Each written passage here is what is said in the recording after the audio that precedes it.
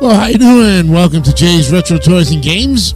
I'm Jason DeCanio, and it's episode 53 on this March 15th, 2023. Hope you had a great weekend.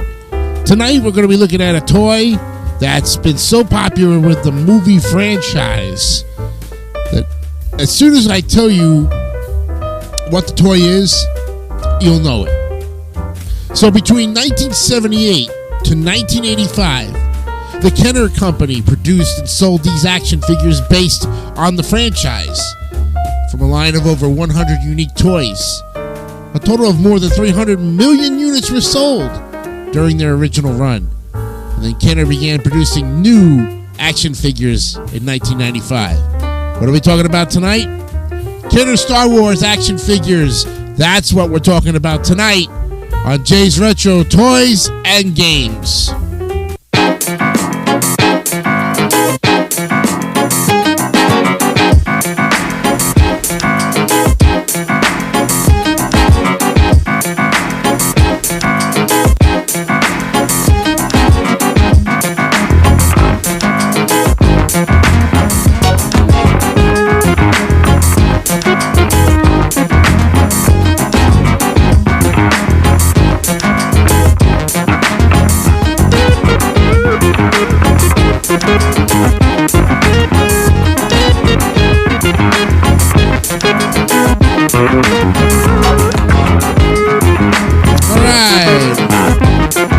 Wednesday, middle of this week, first show back from the weekend.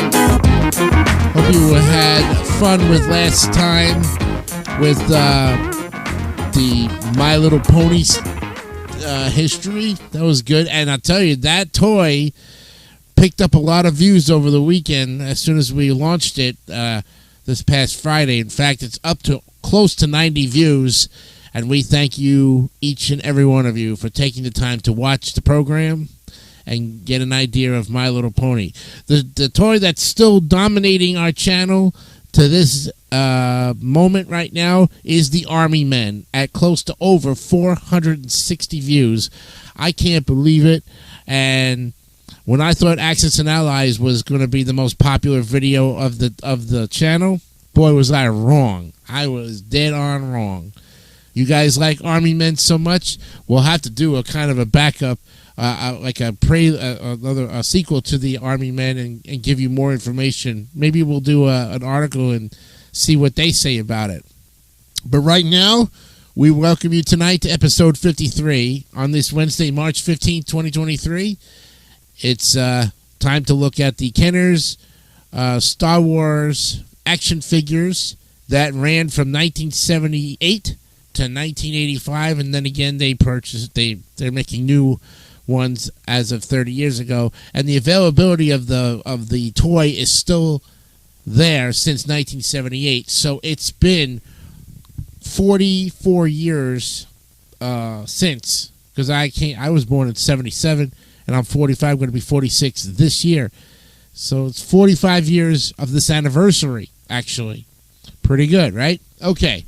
So the license for Star Wars action figures was offered in 1976 to the Mego Corporation, which was the leading company in action figures in the 1970s. Mego refused the offer, and the license was subsequently picked up by Kenner, which was a division of General Mills Fun Group. Now, Star Wars 1977 was the first film to successfully market toys based on the movie. In fact, they were so successful that George Lucas independently used the funds to finance the next two movie chapters, The Empire Strikes Back in 80 and Return of the Jedi in 1983, which subsequently Star Wars in these three movies was 4, 5, and 6. Okay, which later became 4, 5, and 6, and then you had 1, 2, and 3, and, well, you know the whole movie thing. Tonight we're focusing on the toys, okay?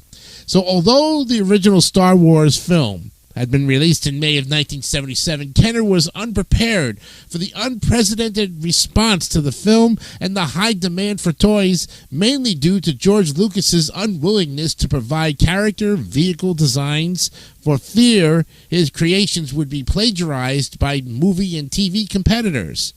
Unable to build sufficient stock in time for the lucrative Christmas market, They instead sold an early bird certificate package, which included a certificate which could be mailed to Kenner and redeemed for 4 Star Wars action figures. The first 4 figures to be distributed were Luke Skywalker, Princess Leia, Chewbacca, and R2-D2. The box also contains a diorama display stand, some stickers, and a Star Wars fan club membership card. By the time the action figures were offered for direct sales in shops, the range had been augmented with a further 8 figures, which include C-3PO, Darth Vader, Stormtrooper, Obi-Wan Kenobi, Han Solo, Jawa, Sand People, and Death Squad Commander, bringing the total number of figures in the initial release to 12. They were supplemented later in 1978 with a number of vehicle and playset accessories, as well as the J.C. Penney exclusive Sonic-controlled Land Speeder and the Sears exclusive Cantina Adventure playset, which introduced 4 new figures. Now, 3 of the 4 figures that were first brought out in the Sears Cantina set were released for individual sale, as well as a variant of the 4th, and with a further 4 figures later in 1978, bringing the total number of figures to 20. Demand for the action figures and accessories was such that Kenner continued to have difficulty fulfilling demand. Shortages of the toys in the lead up to Christmas 1978 led some to claim that Kenner was deliberately manipulating the market. Sales of Kenner's Star Wars range in 1978 reached 40 million units, accounting for a revenue of $100 million. Now, in anticipation of the release of the sequel movie, The Empire Strikes Back, Kenner offered its first mail-in promotion, in which 4 proofs of purchase could be redeemed for a new action figure, Boba Fett. Now, this figure was originally intended to feature a backpack with a firing missile, but this was abandoned due to safety concerns. Similar mail-in promotions were periodically offered through to 1984. Sales in 79 again topped 100 million. Kenner continued to introduce waves of action figures from the sequels, and in 1984, the year following the release of the movie Return of the Jedi, the range totaled 79 unique character designs, not including the retired versions of R2-D2 and C-3PO. Then in 1985, the figure range was renamed Power of the Force, in which a further 15 figures were released. 2 further ranges of Star Wars action figures were also released based on the animated series. Star Wars, you had droids, and the Star Wars Ewoks. The droids range comprised 12 figures, 2 of which were identical to figures from the main Star Wars line, and the Ewoks line comprised 6 figures. By mid-1985, the demand for Star Wars merchandise had slowed, and Kenner discontinued production of its action figures. However, Kenner would produce the new line of Star Wars toys, which began in 1995. The Star Wars action figures are plastic, usually similar, or they're smaller than 4 inches, and are typically posable at 5 points on their bodies, but there are many differences and unique qualities in the individual figures that depart from these norms. Kenner's Star Wars action figures were produced along with vehicles and playsets based on the Star Wars movies. The majority of figures were packaged individually attached to card backs in a plastic blister. There's also a list of Kenner Star Wars action figures. There's a lot of them. And just to give you a little small description of them, we'll come back to that in a little bit. Okay? But now here are the variations. The variations exist for most of the different figures. These can range from major resculpts and differences in accessories supplied with figures to differences in paint detailing, for instance in hair color, or differences in sculpting materials. Some variations command higher prices in the collector market due to relative scarcity. And during the Empire Strikes Back run, the R2-D2 figure was altered to include an extendable sensor scope. Similarly, C-3PO was resculpted with removable limbs. In 1985, R2-D2 was again altered to feature a pop-up lightsaber. Both the removable limb, C-3PO, and pop-up lightsaber, R2-D2, were offered with alternate paint detailing in the droid's range. The lightsaber welding characters originally featured a double telescoping saber mechanism, and this was changed to a single telescoping mechanism early in 1978. As the Luke Skywalker figure was part of the early bird promotion, proportionately more of these were released with the double telescoping mechanism, while double telescoping Ben, Obi-Wan Kenobi, and Darth Vader figures are comparatively more rare and sought after.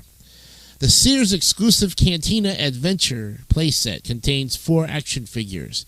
The Snaggletooth figure, initially introduced, wears a blue outfit with silver disco-style boots, and is about the same size as the Luke and Han figures. Upon George Lucas's request, this blue Snaggletooth was subsequently corrected to represent the character as actually featured in the movie, and a resculpted, shorter, barefoot, red outfitted figure was released. Only the corrected red Snaggletooth was released on blistered card backs, which made the blue Snaggletooth more scarce and sought after by collectors. Early Han Solo figures have a somewhat diminutive head sculpt. This was later replaced by a larger sculpt, and early Jawa figures were released with a vinyl cape similar to that of Obi-Wan Kenobi. This was later changed to a fabric cloak. From the period through 1977 to mid-1984, figures sold individually in stores were issued on card backs that corresponded to the most current movie, which figures being sold on card backs with Star Wars designs through to 1980, then on Empire Strikes Back cards through to 1983, followed by Return of the Jedi cards and Power of the Force cards in 1984.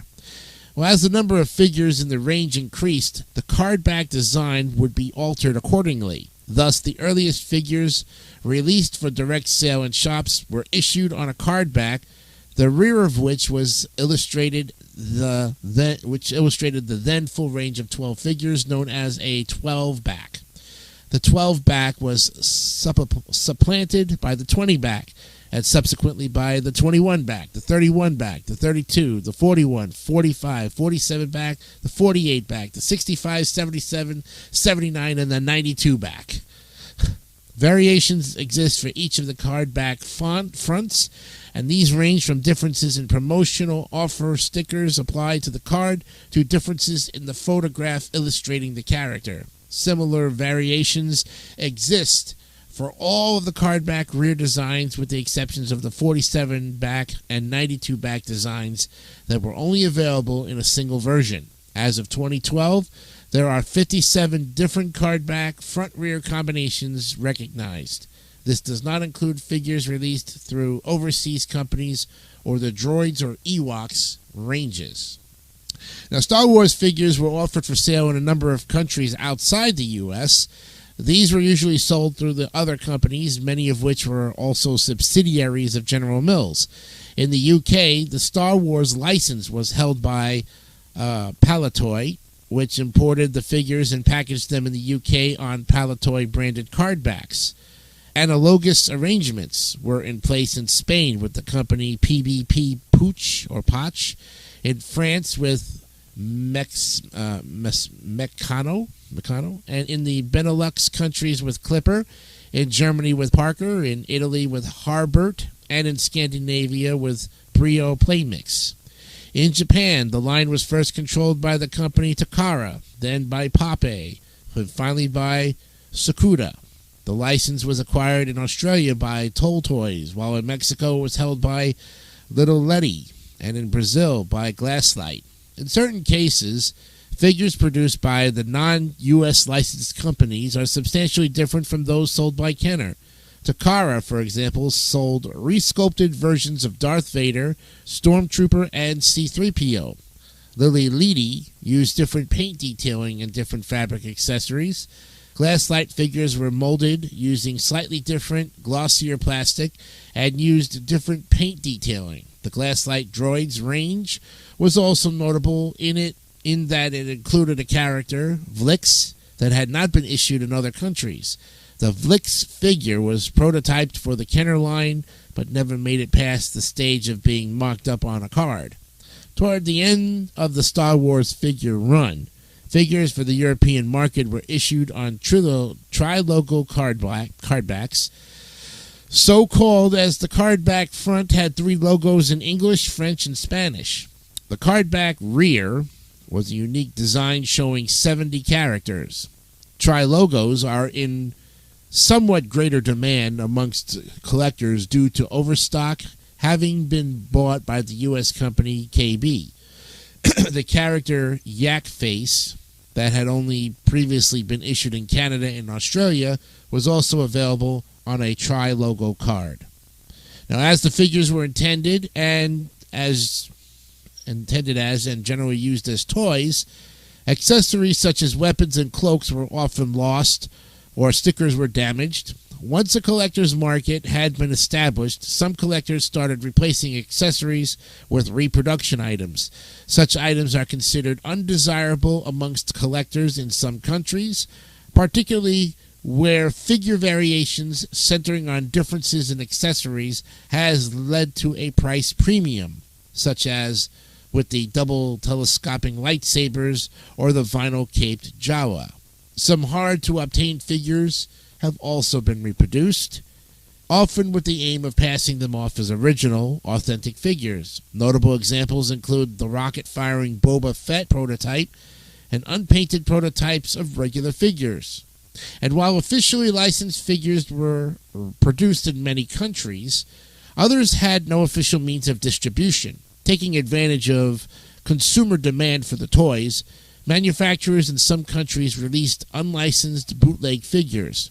These vary in materials, casting method, and in quality. And for example, some of the figures produced by the manufacturer Uze in Turkey are of a high standard and were often cast in unconventional colors with little regard to authenticity.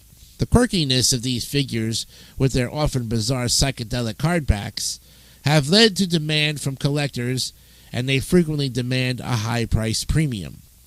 A renewed interest in Star Wars was apparent by the mid-90s due to a re-release of the trilogy on Laserdisc and VHS, and in anticipation of the upcoming Star Wars Special Edition. Kenner, which had been bought by Tonka in 1987 and subsequently by Hasbro in 1991, took advantage of this and in 1995 released a new line of Star Wars action figures, again under the logo power of the Force. These figures were easily distinguishable from the vintage range due to the new figures being sculpted in more heroic style with larger muscles, and are known to collectors as Power of the Force 2. The Power of the Force 2 figures continued to be branded as Kenner until 1999, when they were rebranded as Hasbro. And Hasbro continues to market Star Wars action figures to the present day. Kenner's success with the Star Wars line motivated creators of other action-adventure movies to market their own action figure lines. 2 of Steven Spielberg's 1982 films, Poltergeist and E.T. the Extraterrestrial, feature scenes showing Star Wars action figures. Star Wars action figures are the subject of a 2014 direct-to-video documentary film, Plastic Galaxy, The Story of Star Wars Toys. Star Wars action figures and toys were the subject of Episode 1 of the 2017 Netflix documentary, The Toys That Made Us. And a 2020 episode of Star Wars, The Clone Wars, features a group of 3 aliens wearing outfits matching original Kenner toys. And there you have it, friends. The very interesting, short, but sweet look at the Kenner line of Star Wars action figures. Coming up this Friday, we'll delve into a game ready to go, because we've had our 2 toys. So I'm going to now look at the list of, see what I can do here. Scroll it up. Oh, but we haven't done Hungry Hippos yet. So we're going to do that one on Friday. Put it up there. It's a tabletop game made for 2 to 4 players, produced by Hasbro and Milton Bradley, and it's been out since 1978. So this is the 45th anniversary.